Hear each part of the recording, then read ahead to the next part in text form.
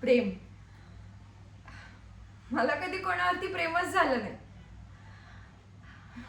Actually मला म्हणण्यापेक्षा कोणाला माझ्यावरती प्रेमच झालं नाही. मे बी माझा रंग असेल, पण मला ना अशा व्यक्तीवर प्रेम करायचंय ना ज्याला या रंगापासून काहीही प्रॉब्लेम नसेल. लहानपणापासून माझी आई म्हणते की मी त्यांच्या घरातली नाहीये, मला कचऱ्यातून उचलून आणलंय.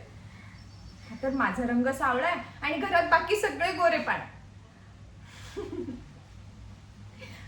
पण मला माहितीये मला माझ्या स्वप्नांचा राजकुमार नक्की सापडेल.